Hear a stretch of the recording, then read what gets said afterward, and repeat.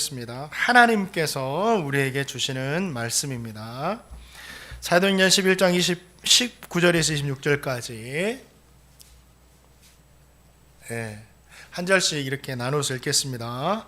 그때 스데반의 일로 일어난 환란으로 말미암아 흩어진 자들이 베니게와 구브로와 안디옥까지 이르러 유대인에게만 말씀을 전하는데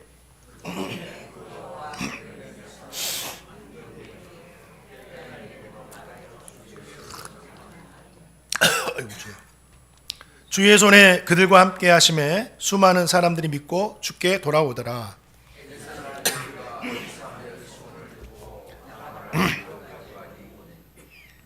그가 이르러 하나님의 은혜를 보고 기뻐하여 모든 사람에게 굳건한 마음으로 주와 함께 머물러 있으라 권하니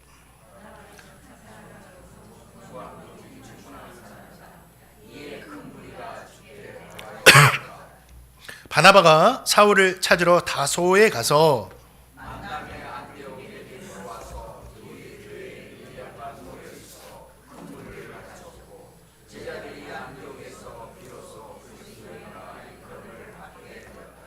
아멘. 스데반의 일로 예루살렘 교회에 큰 박해가 일어나서 예루살렘 교회 성도들이 이제는 곳곳으로 흩어져야 했습니다. 그런데 흩어진 성도들이 두루 다니면서 그냥 피신만 하는 것이 아니라 만나는 유대인에게도 만나는 이방인이었던 헬라인에게도 복음을 전합니다. 그리고 큰 무리가 정말 많은 사람들이 예수 믿고 주님께 돌아오는 엄청난 기적적인 역사가 일어나게 됩니다. 이 소식이 예루살렘 교회에 들리자 바나바가 안디옥에 파송이 되고 바울과 함께 1년 동안 그곳에서 말씀을 가르치고 성도들이 드디어 그리스도인이다라고 일컬음을 받게 되었습니다. 오늘 너무나 귀한 말씀입니다. 이 말씀에 저 성도님에게 주시는 귀한 신앙, 교훈들이 듬뿍 담겨 있습니다. 자, 사도행전 11장 19절 말씀 함께 같이 읽겠습니다. 시작.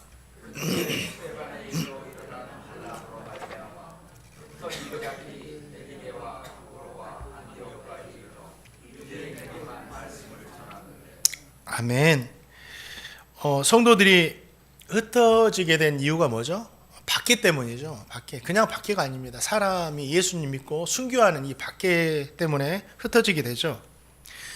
자신들도 계속 예루살렘에 머물다가는 스데반 집사님처럼 순교할 수도 있겠다, 이러한 또 두려움도 있었죠.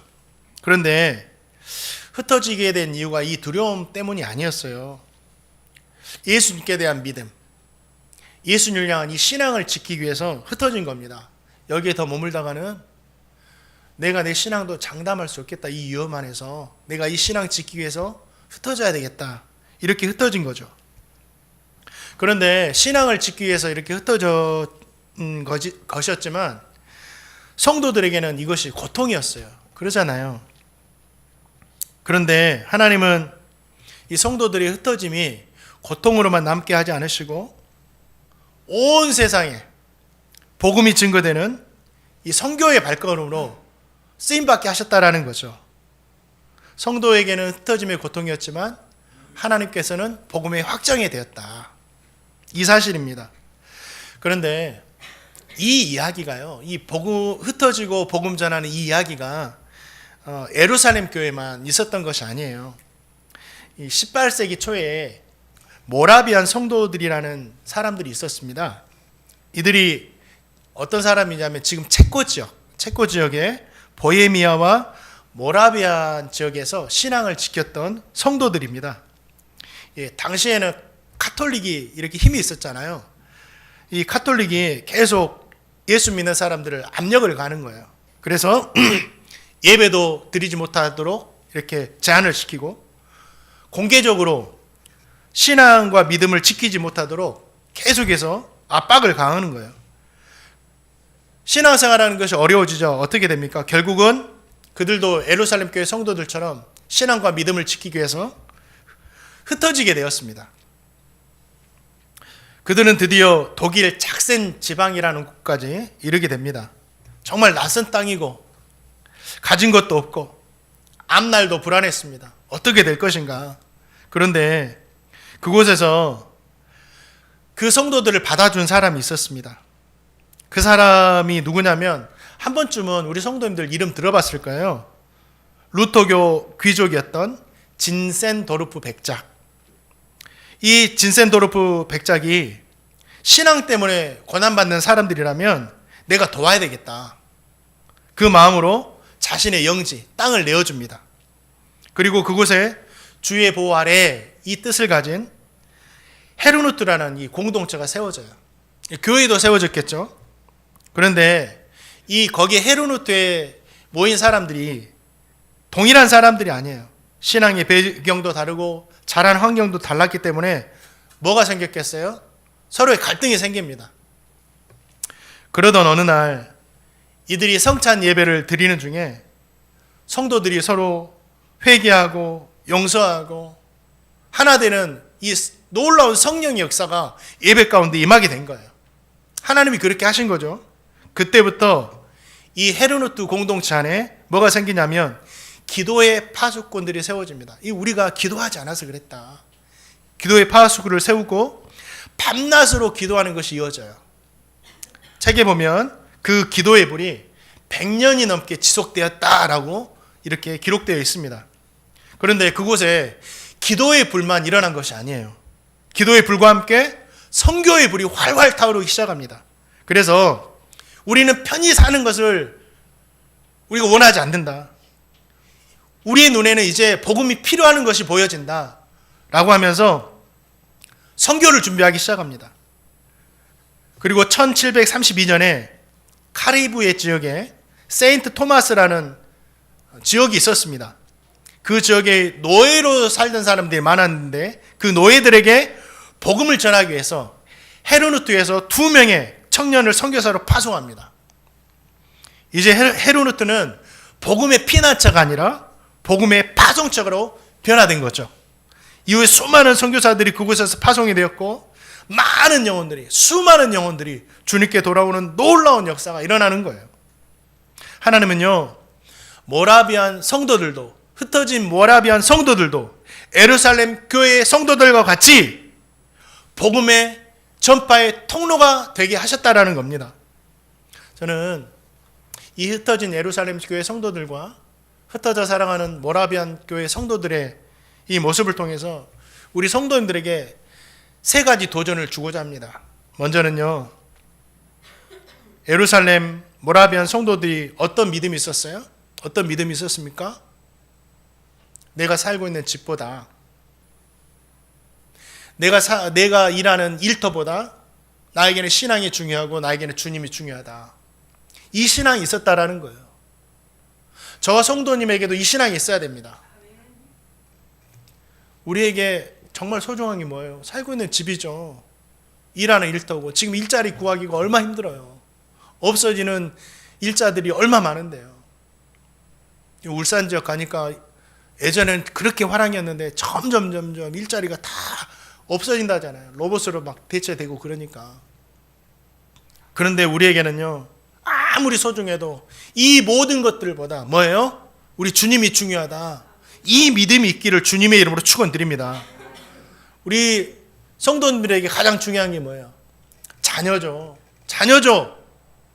그러나 내 자녀보다 나에게는 우리 주님께 대한 믿음이 소중하다. 이 신앙 가지시기를 주님의 이름으로 축원드립니다. 진짜 이 시대에 필요해요. 이 시대에 필요하고 앞으로 더 이 신앙이 필요할 겁니다. 또 한 가지, 흩어진 성도들이 복음을 전하자 수많은 사람들이 예수를 믿고 구원받게 되고 그곳에 뭐가 세워져요? 교회가 세워집니다. 성도들의 희생과 헌신을 우리 하나님께서 가장 가치 있는 것이 되게 하셨다라는 거예요. 이 놀라운 은혜입니다. 성도들이 내려놓는 것이, 주님을 위해 내려놓는 것이 일이었다고 한다면 하나님은 그것이 10이 되게 하셨다라는 거예요. 하나님은요, 성도들이 주님을 위해서 내려놓는 것보다 더 좋은 것으로 우리에게 돌려주시는 분이 누구예요? 하나님이시다. 성도들의 희생을 가장 가치 있는 결과로 만들어주시는 분이 누구시다? 하나님이시다. 이 믿음 가지시기를 주님의 이름으로 축원드립니다. 이 믿음이 있는 성도들이 흩어진 성도들과 함께 떠날 수 있는 겁니다. 또 한 가지 마지막으로 우리 성도님들 믿음과 신앙으로 인해서 당하게 되는 어려움이 있을 수 있어요. 그런데 그 어려움을 고통으로만 보지 마시기 바랍니다. 은혜의 통로가 된다. 우리 성도님들 예수 믿다가 어려움 당하세요? 왜 이런 어려움이 나에게 왔을까? 어려움으로만 보지 마세요. 하나님은 이 어려움을 분명히 내가 알지 못하지만 은혜의 통로가 되게 하신다. 이 은혜의 통로로 바라보시기를 바랍니다. 가난해서 주님을 믿게 된 성도에게는 이 가난이 고통이지만 가난으로 예수를 믿게 되었으니 이게 나에게 축복이 되는 겁니다.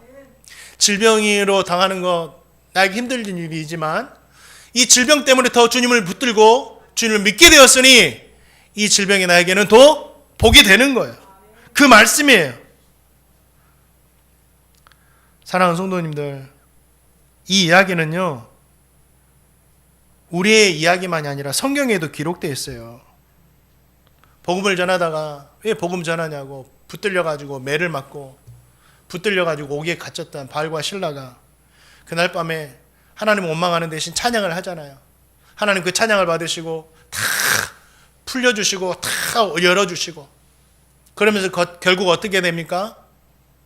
자신을 지키던 간수가 자신의 집에 데려가 다 돌봐주고 그가 전하는 복음도 듣고 예수를 믿게 되고 이게 놀라운 역사인 거예요.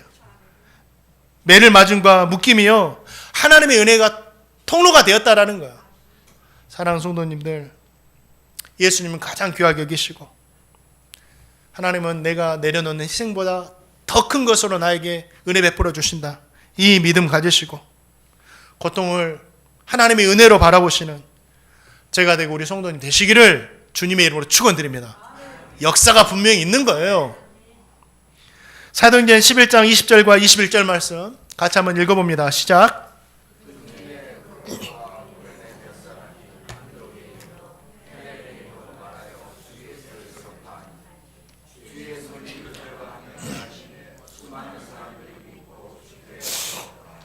아멘. 성도들이 흩어지면서 유대인에게는 하나님의 말씀을 전했고 이방인이었던 헬라인에게는 복음을 전했다. 예수님을 전했다. 이렇게 기록되어 있죠. 그 결과가 어떻게 되었습니까? 수많은 사람들이 예수님을 믿고 주님께 돌아오게 되는 놀라운 역사가 일어났다라는 거예요. 여기서 알 수 있는 것이 뭐죠? 예수님을 믿게 하는 것은요 복음밖에 없습니다. 사람이 말을 잘해서 예수님을 믿는 것이 아니에요. 지혜가 뛰어나가지고 그 사람을 만나기 때문에 예수를 믿는 것이 아니고 예수님을 믿게 하는 건 뭐예요? 복음입니다. 복음. 로마서에서 이렇게 우리에게 말합니다. 믿음은 들음에서 나고 들음은 그리스도의 말씀으로 말미암는다. 예수님을 믿게 하는 것은 오직 하나님의 말씀과 복음임을 잊지 마시기 바랍니다.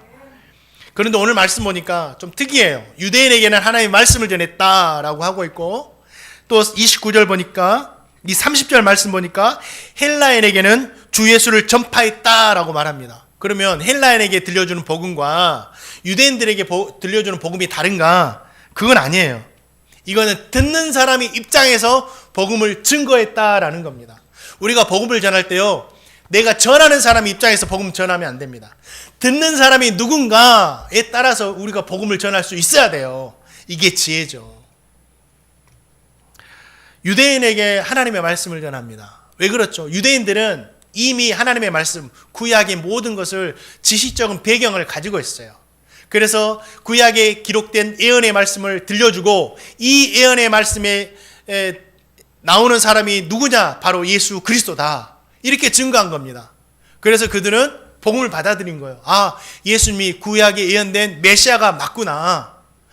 그런데 헬라인들은, 이방인들은 구약 성경에 대한 지식이 없어요. 그렇기 때문에 구약 성경을 이야기해도 이해하지를 못해요. 그럼 어떻게 증거했을까요? 그냥 직설적으로 예수님의 십자가와 죽으심과 부활에 대해서 이야기하고 이것을 믿는 자가 영생을 얻는다라고 복음을 증거한 겁니다. 그러자 어떻게 됩니까? 수많은 사람들이 유대인도 헬라인도 예수를 믿게 된 거예요. 사랑하는 성도님들, 복음만이요 예수님을 믿고 예수님께 돌아오게 하는 능력이 된 줄 믿습니다. 복음이 뭡니까? 단순해요. 다른 거 없어요. 우리 다 알고 있어요. 예수님이 하나님의 아들이시고 참된 구원자가 되신다. 우리는 죄로 인해서 죽을 수밖에 없었는데 예수님께서 십자가에서 우리의 모든 죄를 담당해 주셨다.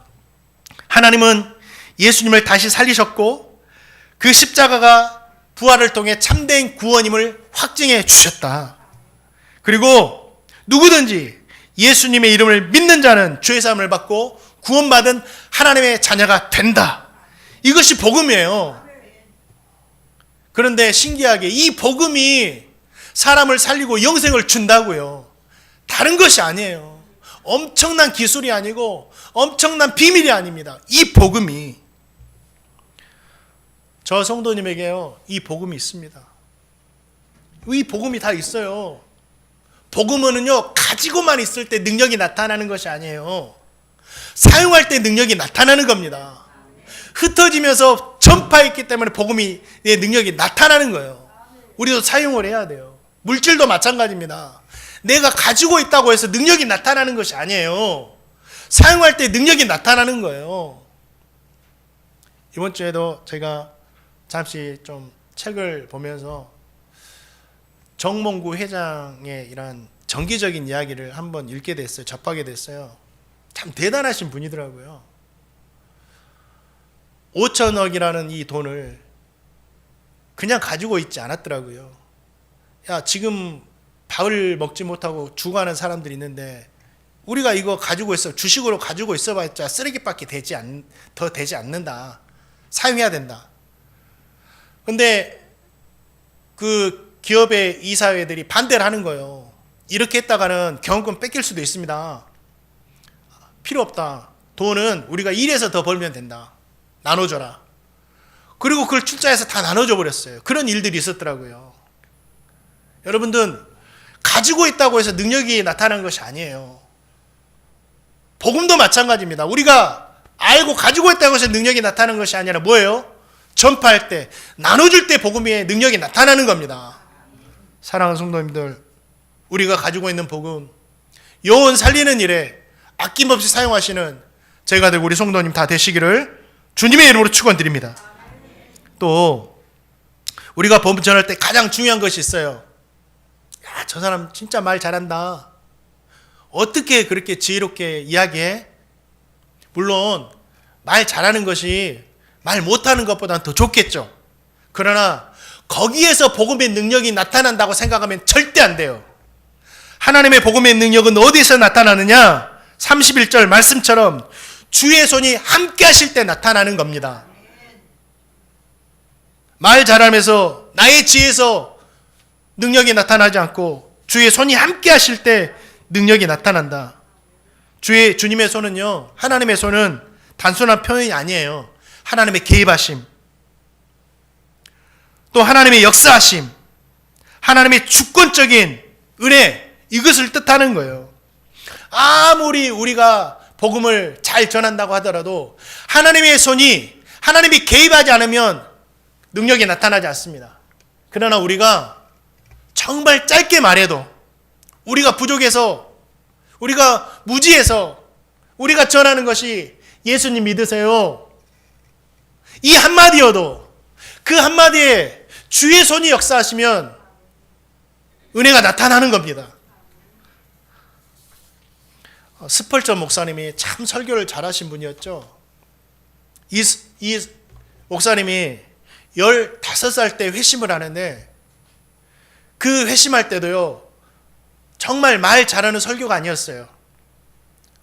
논리적인 설교가 아니었습니다. 어느 추운 겨울날 15살 때 눈보라가 너무 심하게 치는 거예요. 교회를 가야 되는데 눈보라 때문에 교회를 가지 못하고 골목 작은 예배당, 프리미티브 감리교회에 들어가서 예배를 드리는 거예요. 그래도 참 예쁘죠. 이 15살 소년이 예배 드리러 가야 되겠다 하고 오늘은 힘든가 보다 하고 집에 돌아가지 않고 가까운 교회에 가서 예배 드렸다는 자체가 얼마나 귀해요. 그런데 그날 설교자도 그 교회에 오지 못하는 거예요. 눈보라 때문에. 그래서 평신도 한 분이 급하게 강단에 올라갔습니다. 뭐 준비가 됐겠어요. 근데 복음에 대해서 복잡하게 말씀도 전하지 않고 그냥 이사야 선지자가 쓴 그 말씀 한 구절 붙들고 단순하게 증거합니다. 너희는 나를 보라. 주님 바라보래요. 그냥 그리스도를 보라. 이 말씀 한마디 한 거예요. 이 성도가. 그리고 스펄전을 보면서 지금 그리스도를 봐야 된다. 이 한마디 한 거예요. 그때 그 말씀 가운데 그 순간 구원의 역사가 일어났다라고 스펄전 목사님이 고백을 하는 거예요. 설교자의 말 잘함이 아닙니다. 주님의 손이 함께 하시면 짧은 말씀, 짧은 복음 한마디에도 예수님을 믿고 예수님께 돌아오는 역사가 일어나는 겁니다. 그렇기 때문에 우리가 복음을 전할 때 주의 손 의지하면서 기도해야 돼요. 하나님, 우리 교회가 복음을 전할 때 주의 손이 함께하여 주옵소서. 하나님, 우리 자녀들에게, 우리 가족들에게 복음을 전할 때 주의 손이 함께하여 주시옵소서. 이 기도가 헛되지 않습니다. 하나님은요, 우리가 드리는 기도를 들으시고 복음을 통해서 사람을 살리시는 분이시기 때문이에요. 사랑하는 성도님들, 저와 성도님은요, 복음을 전하는 것밖에 없어요. 그때 누가 역사하세요? 하나님께서 역사하십니다. 우리는 전하고 하나님이 역사하시는 거예요. 성도님들이 복음에 씨를 뿌리고 그 씨가 자라게 하시는 분은 누구세요? 하나님이십니다. 저 성도님이 복음 전할 때 주의 손이 역사하여서 듣는 자들 모두가 예수님을 믿고 돌아오는 역사가 일어나기를 주님의 이름으로 축원드립니다. 진짜 예수님 믿으세요. 그 한마디예요. 우리 마지막으로 사도행전 11장 26절 말씀 같이 한번 읽어보겠습니다. 시작.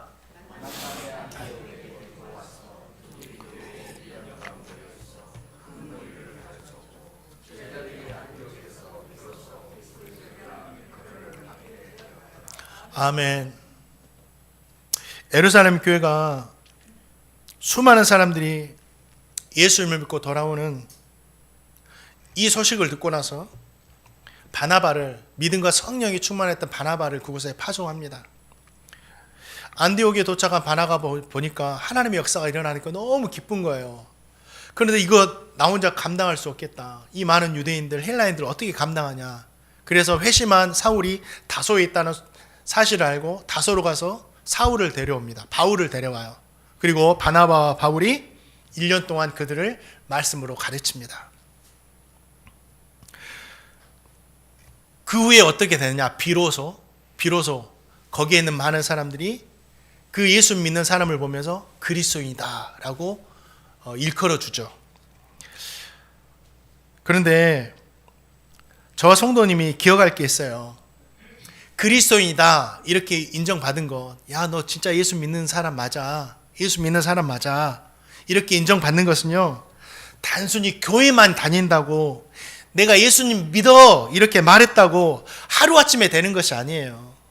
예수님 믿는다고 누가 나 교회 다녀요, 저 예수 믿어요 한다고 해서 누가 야 진짜 너 예수 믿는 것 같다라고 말해주나요? 아니에요. 무엇인가 한 가지가 더 있어야 돼요. 하나님은 우리에게 믿음을 보시지만 예수 믿지 않는 사람들은요, 믿음을 보지 못해요. 그럼 뭘 볼까요? 그의 삶을 통해서 믿음을 보는 거예요. 예수 믿지 않는 사람들은. 26절 말씀 보니까 비로소 그들이 그리스도인이라 일컬음을 받았다라고 합니다. 비로소. 이 비로소라는 말에는요, 1년이라는 시간이 담겨 있어요. 바나바와 바울이요, 그들을 1년 동안 하나님의 말씀으로 가르칩니다. 그들이 가르친 하나님의 말씀이 무엇일까? 오늘 사도행전 말씀에는 기록되지 않아요.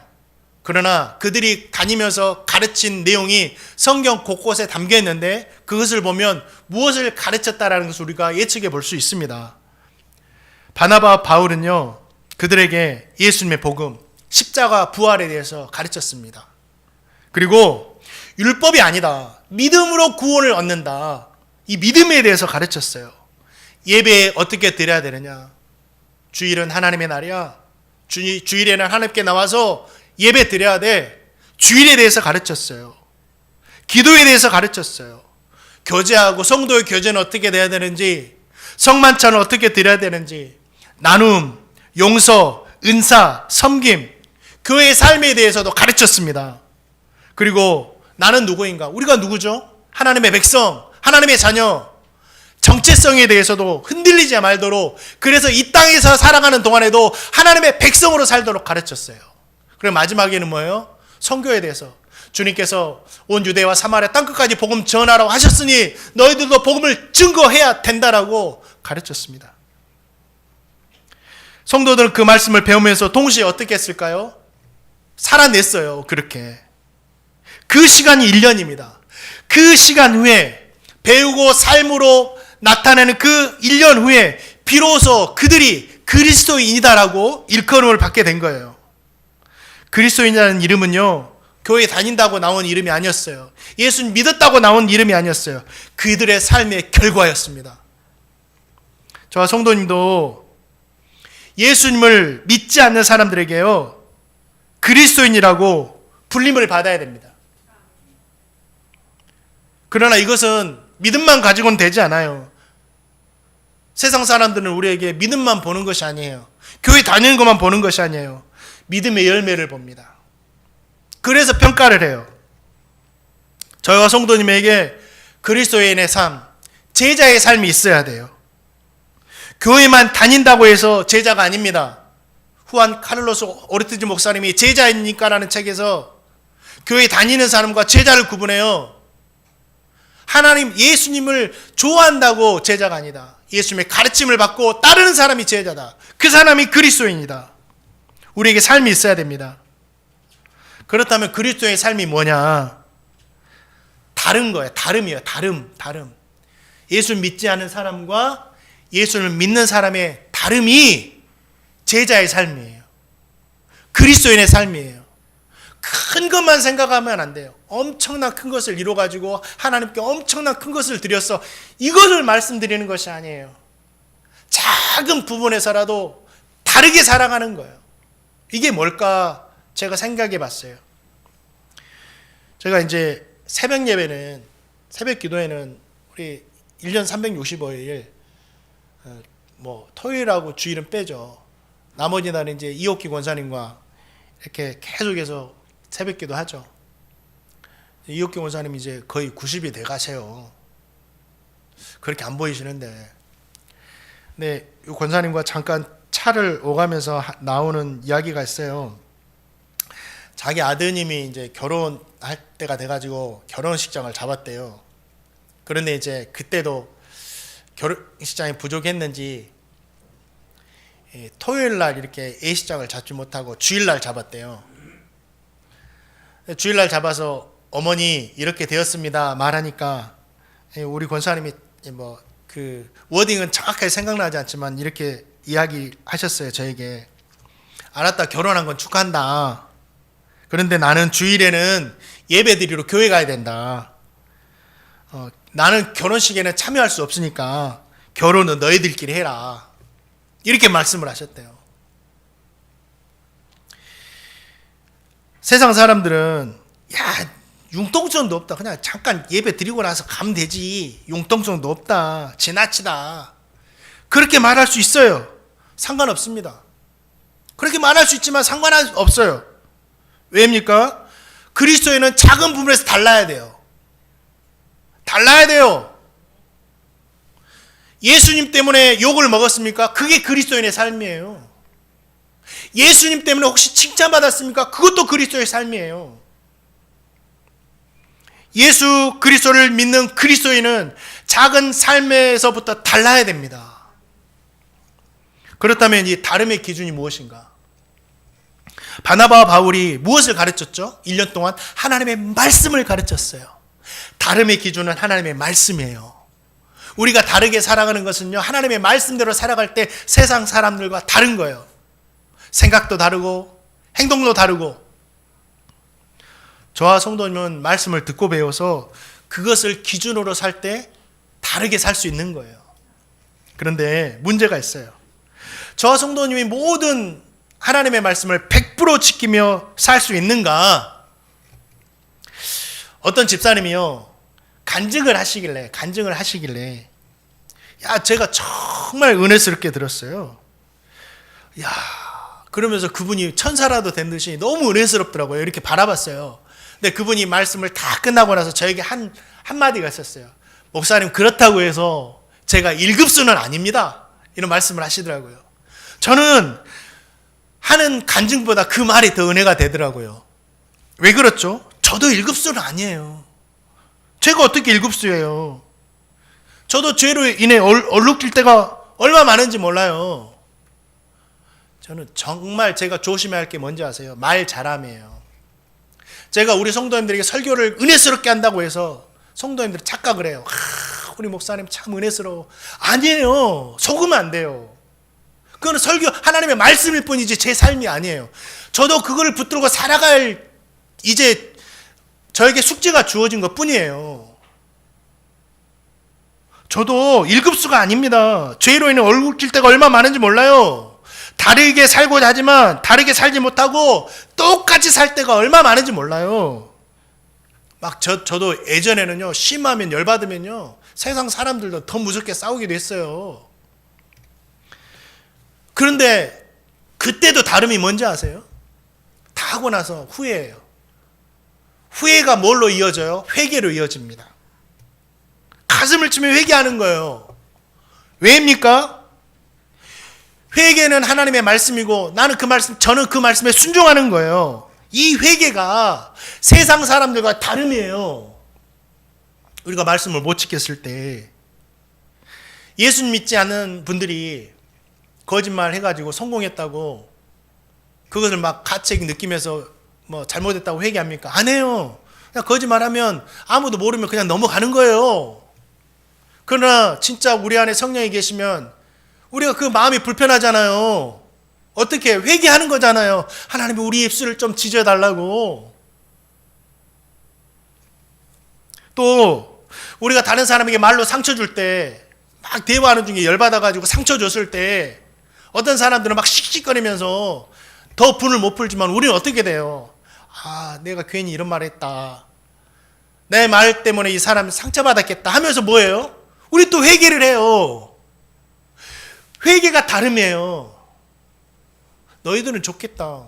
사람들에게 상처 주고 회개하면 다 용서받았다고 하니 좋아요. 죄 용서는요, 인간의 노력을 할 수 없어요. 그래서 십자가를 통해서 우리에게 선물로 주시는 거예요. 공짜로 주시는 거예요. 그래서 우리가 회개를 쉽게 하는 겁니다. 은혜예요. 우리가 회개는 쉽게 하지만은요, 그 쉬운 회개를 위해서 주님은 십자가의 고통을 지셨다니까요. 그 대가로 우리가 회개를 하며 나가는 거예요. 사람들은 그것까지 보지 못하죠. 그래서 너희들은 좋겠다라고 비아냥거리며 말하지만, 그러나 회개는요, 그리스도인의 다름이에요. 사랑하는 성도님들, 우리가 말씀대로 살려다가 넘어졌을 때 정말 하나님께 넙죽 엎드리시기를 주님의 이름으로 축원드립니다. 사랑하는 성도님들, 하나님의 말씀을 기준으로 삼으시고 예수님을 믿지 않는 사람들과 다르게 살아가시기를 축원드립니다. 생각하는 것도, 말하는 것도, 행동하는 것도, 먹고 마시는 것도 다르게 살아가시기를 주님의 이름으로 축원드립니다. 그 다름으로 인해서 믿지 않는 사람들에게 비로소 그리스도인이다 소리 듣게 되시기를 주님의 이름으로 축원드립니다. 말씀을 맺습니다. 사람들에게는요, 흩어짐이었지만 하나님께는 뭐가 됐어요? 복음의 확장이 되었다. 우리 주님을 세상이 무엇보다 가장 귀하게 여기시 바랍니다. 우리 성도님들 진짜 그렇게 하셔야 돼요. 내 자녀들보다. 그렇게 하실 때 우리 자녀들도 말씀으로 잘 가르칠 수 있습니다. 우리 주님이 더 소중하니까. 예수님께서 내가 헌신하는 것보다 더 좋은 것 되게 하신다. 그래서 예수 믿는 사람들, 예수 안에 있으면 복이 되는 겁니다. 그리고 고난 중에도 소망을 품고 기도할 수 있는 거고, 믿음으로 인한 고통을 고통으로만 보지 마세요. 나에게 고통이 왔을 때 어떻게 하나님의 은혜가 되게 하실 것인가, 이 소망을 품으세요. 이번 한 주간도 누구에라도 우리에게는 복음을 전하시며 살아가시기 바랍니다. 가지고만 있다고 능력이 절대 되지 않습니다. 전할 때 복음을 전하면서 하나님의 손 의지하세요. 하나님의 손이 역사해 주세요. 그리고 저와 성도님 모두 하나님의 말씀을 기준으로 삼으시고 세상 사람들과는 좀 다르게 살아서, 다르게 말해서 결국에는 많은 사람들에게 야, 진짜 너 예수 믿는 사람이다, 이렇게 칭찬의 소리 들을 수 있는 먼저는 박절 목사가 되고 우리 성도님 다 되시기를 주님의 이름으로 축원드립니다. 우리 시간에